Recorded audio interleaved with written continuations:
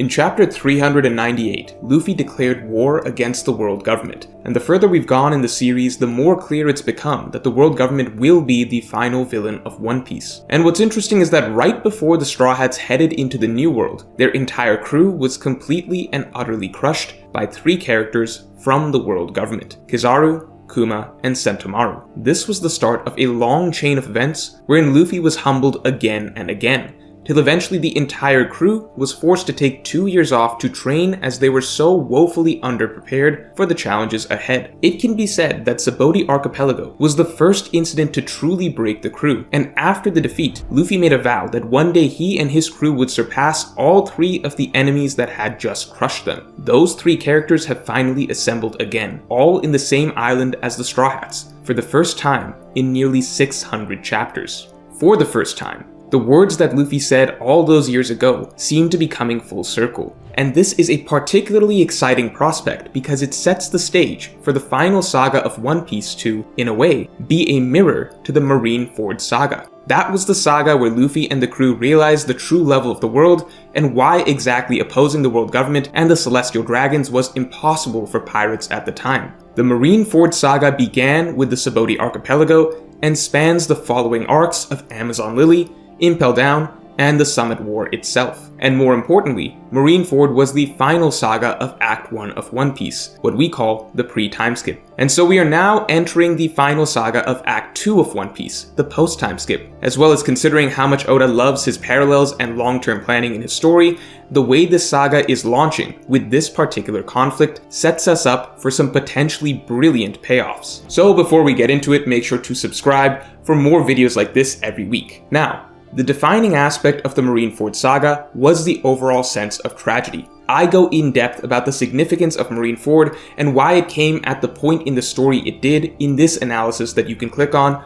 at the top left. But the general idea is that Act 1 of most stories tend to conclude with a heavy low point, wherein the characters have some sort of realization or lesson, often at the hands of the primary antagonists of the story. From there on, the rest of the story is naturally meant to be a build back up to a point where the characters, having grown in some way, can approach the primary conflict of the story again, and this time, succeed where they previously failed. In this vein, the Marineford saga was the perfect tragic concluding storyline for Act 1 of One Piece, establishing the world government as the ultimate force on the seas, and a necessary lesson for where the Straw Hats were at that point in time in their adventure. And right here, I have a very important announcement, which is that if you enjoy my storytelling analysis of One Piece and want to see me break down other popular manga as well in the same way, I have just launched a brand new channel for doing analysis of other series, starting with Chainsaw Man. I just published a 40-minute analysis of Chainsaw Man, breaking down aspects of the deeper philosophy of the series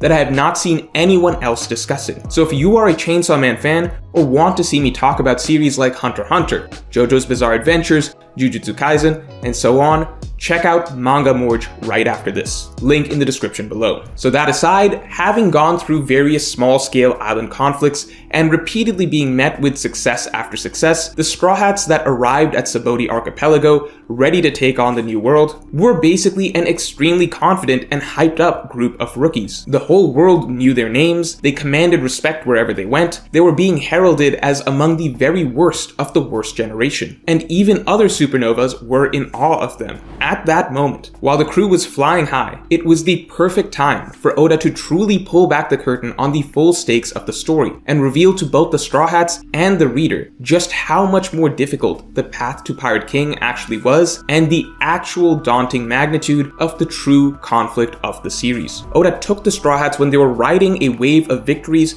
and generally being praised as these unstoppable up-and-coming rookies, and then gave them a taste of the true level of the New World and what it meant to oppose the Celestial Dragons. The entire saga is a string of defeats for Luffy and the crew, primarily at the hands of the world government forces, which is why it's so crucial that the whole thing kicks off with Sabaody Archipelago, where after having done the most bold, outlandish, and defiant act to date, attacking a Celestial Dragon, the hammer finally comes down on the Straw Hats in the form of Kizaru, Kuma, and Sentomaru, who serve to show the crew just how utterly helpless they are against the world government as soon as the world government gets even mildly serious. It sets the tone for the rest of the storyline, as over and over the lesson is beaten in that Luffy and his crew, as they are right now, cannot accomplish what they want to accomplish, and they cannot oppose the final villain of the series, the world government. The saga closes with them learning that lesson, and learning that they need to improve and grow in order to be able to come back stronger next time, and succeed where they previously failed. That is how Act 1 closes. And so naturally, Act 2 is a build-up to the payoff of the lesson of Act 1. If the Marineford saga was the Straw Hats realizing that they're nowhere near ready to take on the world, then Act 2 is essentially a lot of arcs that slowly build them back up to the same place where they once fell short. Round 1, they hit a celestial dragon, and the sky came falling down upon them. This time, they're going to be coming for all the celestial dragons, and this time, they will need to succeed. And so, with the final saga starting, we see the Straw Hats at a very similar place to where they were at the start of the Marineford saga, meaning the Sabaody arc. Sabaody began with the Straw Hats being hyped up as supernovas, the absolute elite of all the rookies in the Grand Line, essentially the strongest pirates of paradise, but they were immediately destroyed when they encountered the true ruling forces of the sea. They were just big fish in a small pond. Egghead Island begins with the Straw Hats now being hyped up as Yonko, no longer rookies, but the absolute elite of all pirates in the world, period. And just like in Sabaody, where Luffy goes out and essentially openly and directly defies the world government, so too does Egghead Island kick off with Luffy openly and directly defying the world government, protecting Vegapunk and stealing him away when the world government has sentenced him to die. We are starting the final saga by putting the Straw Hats in a very similar situation to where they once fell short. And I don't think it's a coincidence that the same set of figures that showed them their shortcomings at the start of the Marineford saga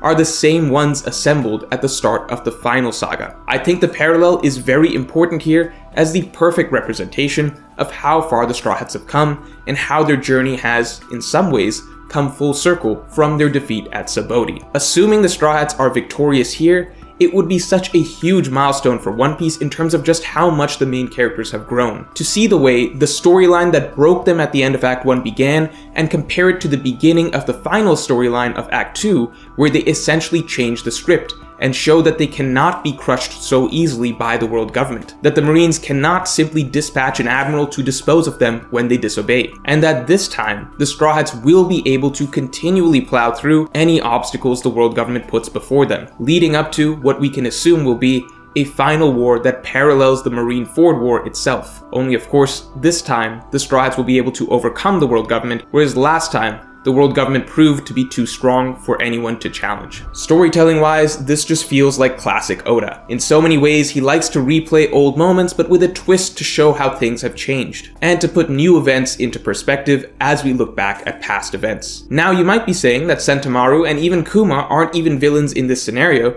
but that's not the point. The point is to show growth. The same Sentomaru that once swatted Luffy around like a fly, the man whose abilities Luffy once couldn't even comprehend, that man now actually needs to be saved by Luffy, as Luffy is now so ridiculously far ahead of Sentomaru that Luffy can actually toy with the same opponent that is toying with Sentomaru. The same haki abilities that seemed so advanced from Sentomaru once upon a time are now absurdly basic compared to what Luffy can do. Similarly, Kuma is unlikely to be a villain here, though they may have to take down the Seraphim version of him, but it is certainly likely that Kuma himself will need to be saved in some capacity by the Straw Hats as well, considering he likely just teleported straight into enemy lines and is a husk of his former self. The goal was always to surpass these figures, the characters that once made the Straw Hats seem helpless and out of their depth, and the Egghead battle seems like the perfect way to show how much further along the Straw Hats have come in contrast to the enemies that they once could do nothing against. And of course, the true test is Kizaru himself. Even now, we don't know how Luffy would truly do against an admiral, though based on the way the Straw Hats viewed Green Bull, it seems as though they have nothing to fear. After seeing what Luffy could do against Kaido, I think most readers tend to expect that Luffy should be ahead of Kizaru at this point,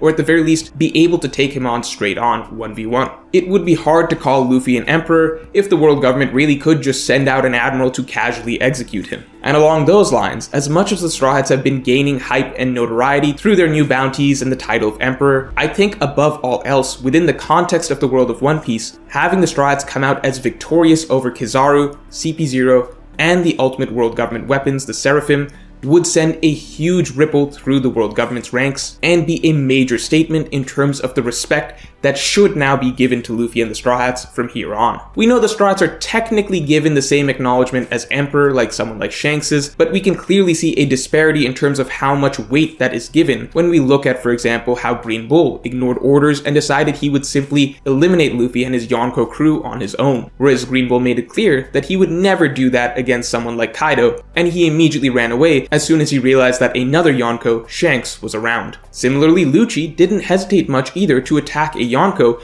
even though he was expressly forbidden to. Even other Supernova seem to have a hard time believing that Luffy really is a Yonko now. And it makes sense. The Battle of Wano took place in closed borders. The outside world doesn't really know much of what happened, and it's hard to say how much even the Marines have been told regarding how strong Luffy is at this point. Based on bounties, it's clear the world government is at least trying to distribute the credit of Luffy's accomplishments among his peers. However, the incident that is about to happen seems to be a very sudden and significant battle with honestly a similar level of military force that we saw in Wano, considering we have an admiral, possibly the strongest members of CP0, seraphims of Mihawk, Jinbei, Kuma, and Hancock, plus whatever marine ships Kizaru already had deployed. This is an insanely stacked squad on the world government side, no matter how you spin it. And if the Straw Hats were to break their way out of this, it would absolutely cement them as a Yonko tier crew that is to be given the same level of respect and deference as something like the red-haired pirates. And most importantly, if we think of this entire final saga as a lead-up to the eventual defeat of the world government, if we assume that the final battle will be the Straw Hats against the world government, then I think it is fantastically fitting to have the final saga begin with an introductory battle against the world government as well. This right here would essentially be round 1 of the final war against the greatest ruling power on the seas, essentially picking up from the initial declaration of war Luffy made all the way back in Enies Lobby. It would certainly feel as though the war against the world government begins here on Egghead Island. So if you enjoyed this video and you want to hear my analysis on storytelling in other popular manga, then definitely check out the new Manga Morge channel, launching with a 40-minute analysis on the philosophy of Chainsaw Man, link in the description below.